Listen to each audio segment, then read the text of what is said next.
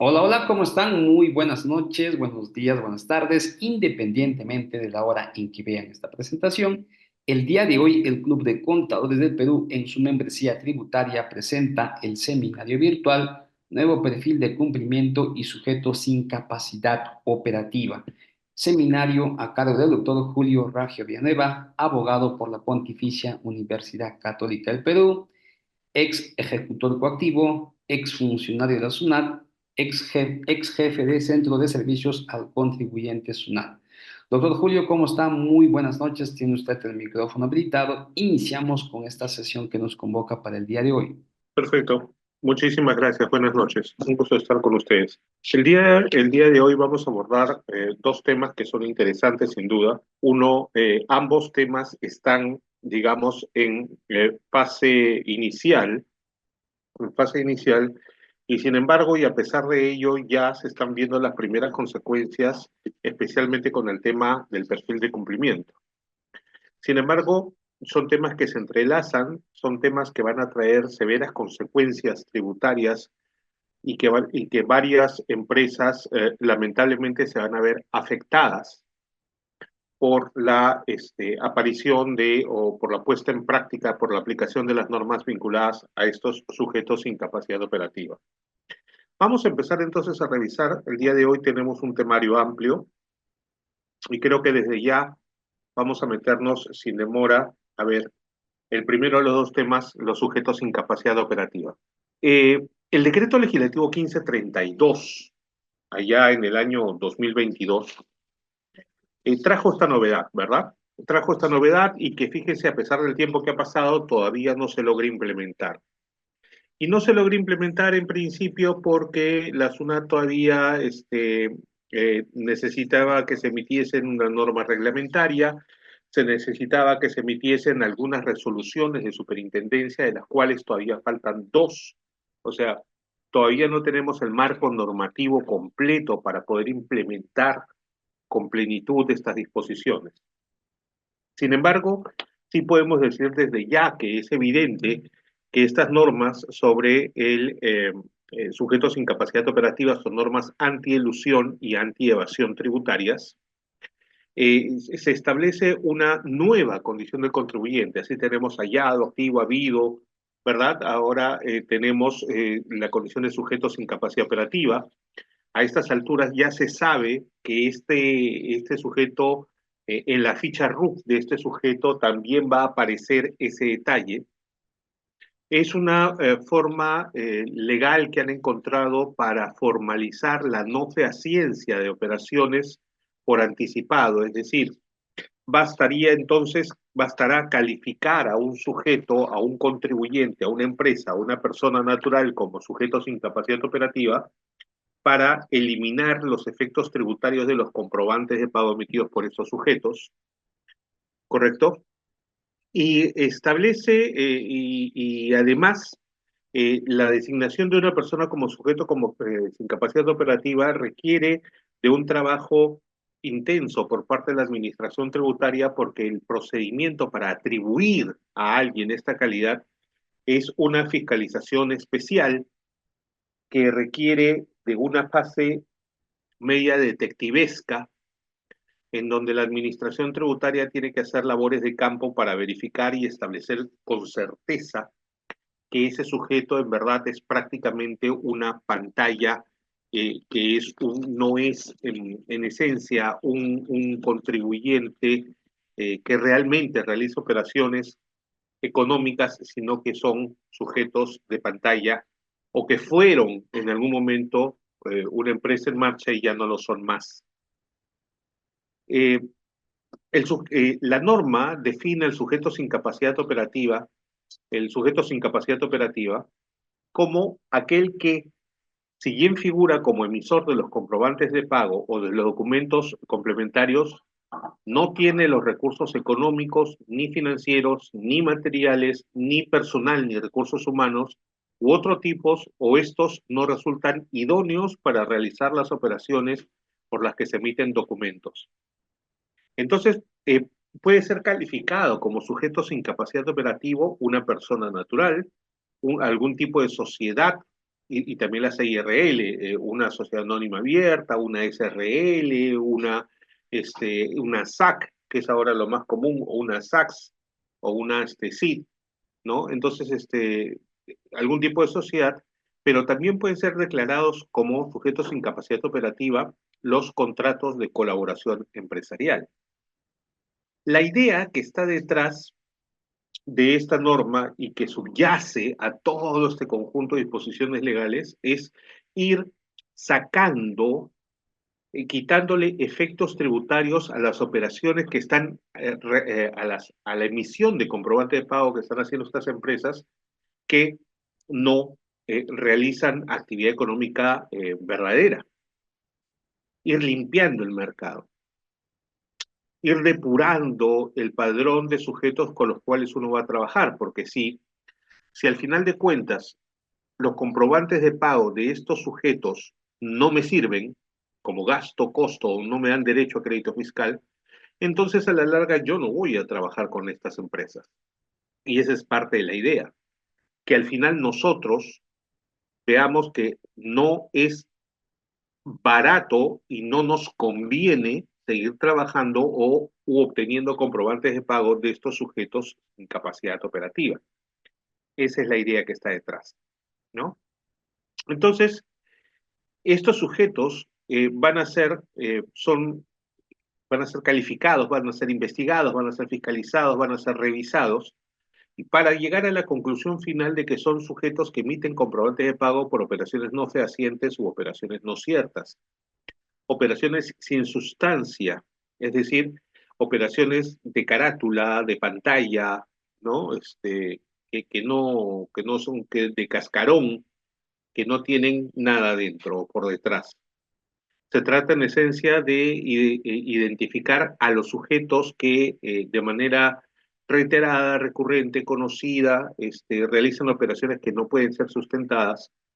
Y esto incluye el tema de las facturas de favor, las boletas de favor, las liquidaciones de compras falsas, las notas de crédito falsas, los contratos simulados, las facturas ficticias, etcétera, ¿no?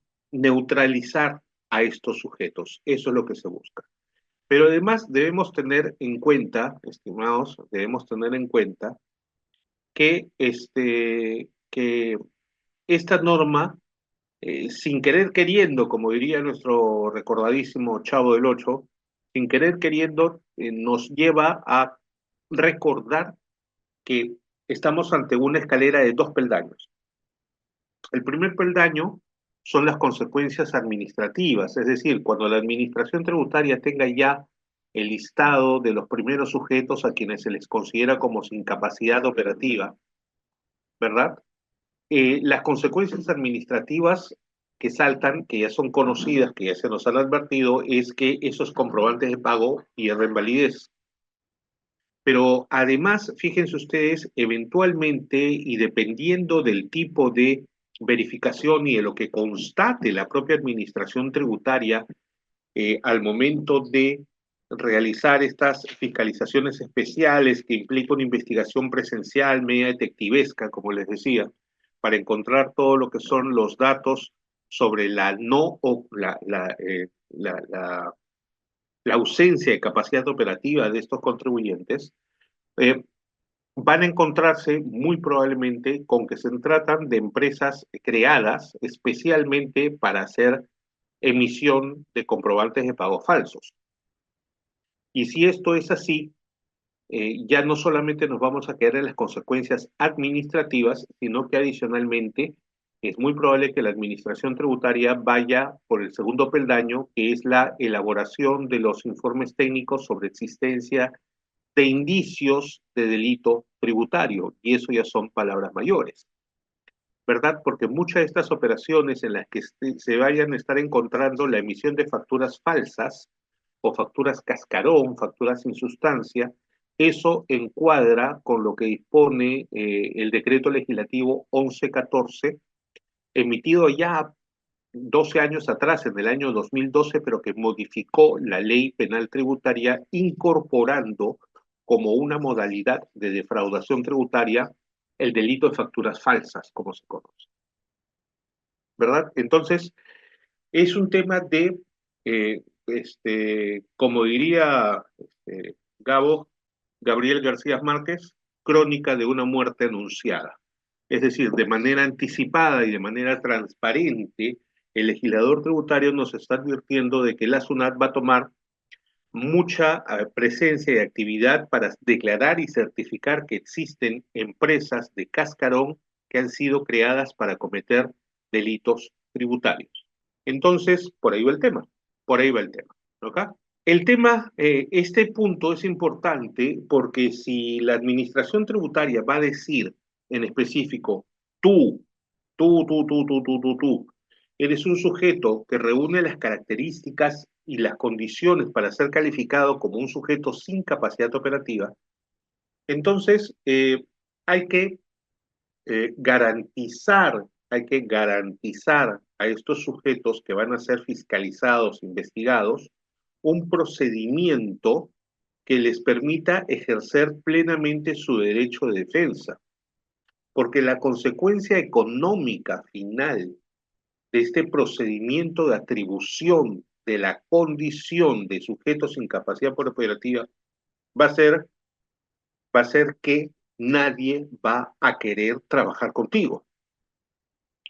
Si tú quieres ser proveedor de alguien y tú le dices, oye, pero mi comprobante de pago no te da derecho a gasto o costo y tampoco te da derecho a crédito fiscal, ¿ustedes creen que alguien va a querer trabajar con ustedes? ¿No? Precisamente ese es el tema. Entonces, como eso es lo que va a ocurrir en con estos temas, entonces es precisamente por ello que la normatividad sobre el sujeto sin capacidad operativa establece un procedimiento bastante específico sobre la secuencia que se debe seguir para finalmente poder decir al final de toda esta ruta, estamos ante un sujeto sin capacidad operativa. ¿Ok?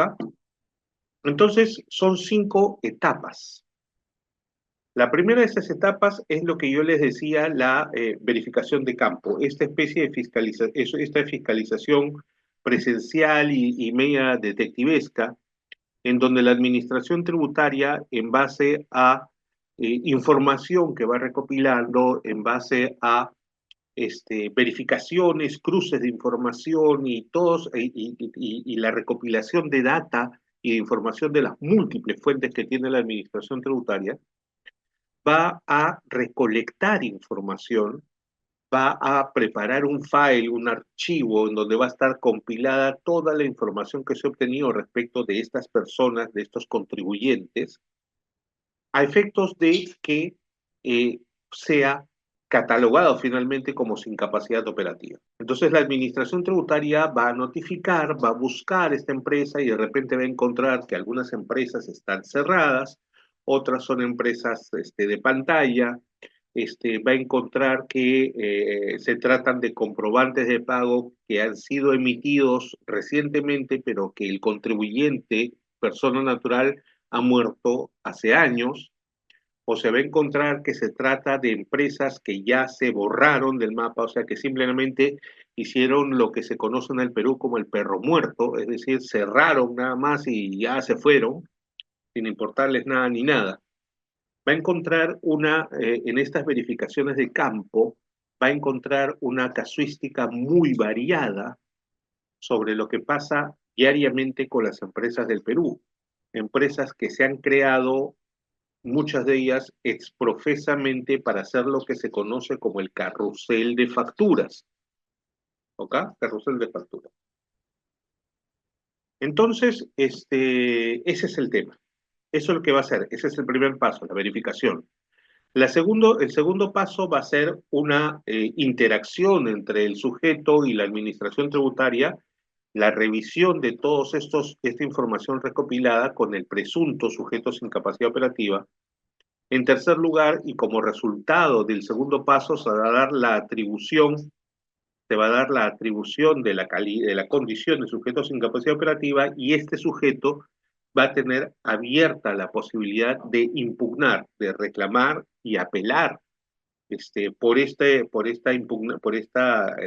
atribución de esta condición de sujeto sin capacidad operativa impugnar una reclamación, procedimiento contencioso tributario con plazos especiales, ¿no? Apelación ante el Tribunal Fiscal, y luego de ello, cuando ya se haya acabado todos estos cuatro pasos, tendremos entonces, o mejor dicho, la Administración Tributaria, la SUNAT, tendrá la atribución firme y consentida que conlleva a la publicación de un listado en donde están estos sujetos sin capacidad operativa, y a partir de la publicación de ese listado empiezan a ocurrir los efectos tributarios que más o menos ya conocemos, como son la pérdida de validez de todos estos comprobantes de pago emitidos por estos sujetos.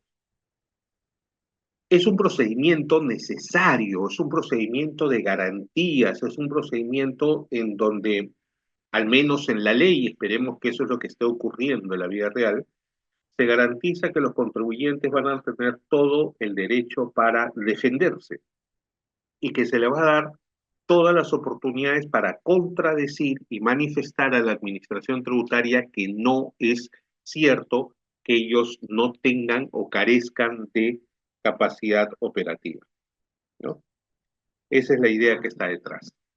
Entonces, rápidamente, revisando este procedimiento, vemos que la primera fase, que es la verificación de campo, recopilación de información y cruces de información con terceros, lo que se va a verificar físicamente es que ese sujeto sospechoso, posible candidato para hacerse incapacidad operativa, en efecto no cuenta con infraestructuras o bienes, o la que tiene no resulta idónea para la actividad económica por la cual emite el comprobante de pago. El ejemplo más chusco, ¿no? Si yo estoy emitiendo comprobantes de pago por la venta de quesos, ¿ya? Pero mi infraestructura es tan solo una oficina de 2x2 y no tengo planta lechera y teóricamente yo soy productor de quesos, entonces, ¿de dónde? Que no se tengan activos, o los activos que se tengan tampoco resulten idóneos. O sea, sigo con el ejemplo, soy una planta productora de quesos, pero en realidad no tengo planta, ¿no? O el activo que tengo es solamente pues un tico, ¿no? Entonces, oye, ¿cómo y de dónde y así? ¿Cómo es que tú eres una planta láctea que produce quesos, pero no tienes ni vacas ni instalaciones? En tercer lugar, que no tenga personal o no resulta idóneo, ¿no? Tú eres una planta lechera, una planta que fabrica quesos, pero solamente tienes una secretaria y un motorizado. O en este procedimiento de verificación físico se va a verificar cualquier otra situación objetiva que evidencie que el sujeto esté sospechoso, este, esta, este contribuyente de interés candidato a ser considerado como sin capacidad operativa, no tiene los recursos ni económicos, ni financieros, ni materiales, ni humanos u otros, o que estos no son idóneos para realizar las operaciones por las cuales se emiten los comprobantes de pago o los documentos complementarios. Como les decía, un poquito labor de detective, ¿no? Y esto está sustentado en el Código Tributario, además de esta ley, porque en el Código Tributario se establece desde ya en el artículo 59 o 60 del Código Tributario, que la facultad de fiscalización comprende la verificación, la inspección, comprende la inspección y el control de obligaciones tributarias. Entonces, amparada en esta norma es que se señala que los auditores de la Administración Tributaria van a poder realizar esta chamba de detective, porque se necesita, la Administración Tributaria está en la obligación de demostrar, no solamente presumir, sino demostrar la ausencia de estos elementos de ese sujeto que se va a hacer, que está sospechoso de ser sin capacidad operativa.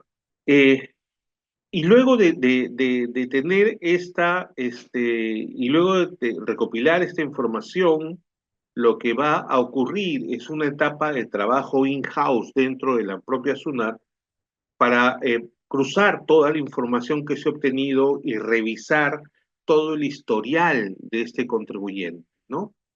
Entonces, se va a revisar la consistencia de las declaraciones juradas, se van a revisar los tributos por los cuales este candidato sin capacidad operativa ha estado afecto, los tributos se van a revisar los tributos, se van a verificar las declaraciones y los periodos, se va a ver el plazo de la verificación, se va a analizar toda la información obtenida y cómo esta ayuda para sustentar esta supuesta existencia de un sujeto sin capacidad operativa y también revisar el origen de la información.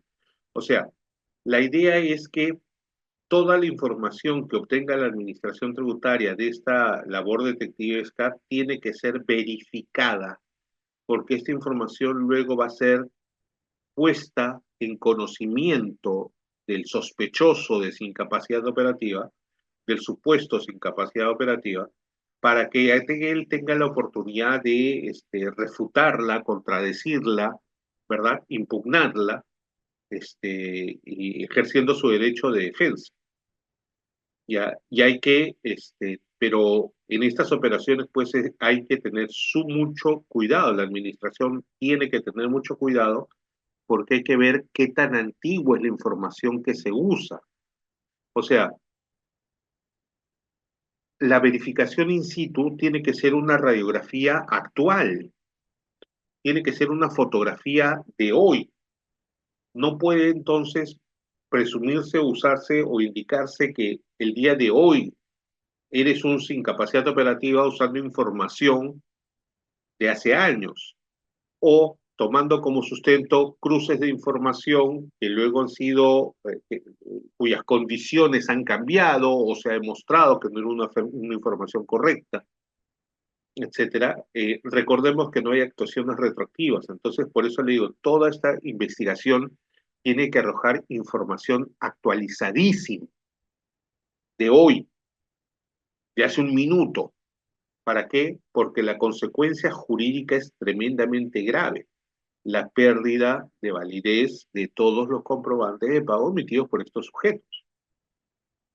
Entonces hay que tener muchísimo cuidado con ese tema. La segunda fase es la fase del procedimiento de revisión de causales con el presunto sujeto sin capacidad operativa.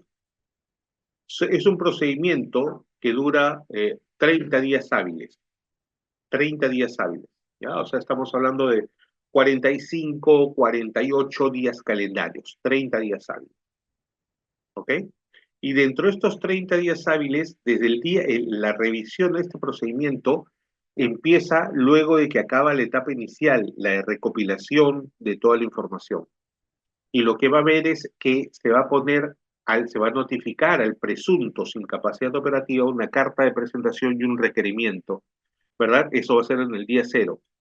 Y se le va a otorgar 30 días hábiles para en donde se va a remitir a este sujeto las pruebas de ser un presunto sujeto sin capacidad operativa, con posibilidad de que se amplíe 5 días más. O sea, hay 30 primeros días en donde el presunto sujeto sin capacidad operativa tiene que presentar sus descargos y dentro de los 30 días hábiles siguientes, un total de 60 días hábiles, dentro de los segundos 30 días hábiles, perdón, la SUNAT va a evaluar los descargos presentados por el presunto sin capacidad operativa y va a emitir y notificar la resolución de atribución de la condición de ser sujeto sin capacidad operativa.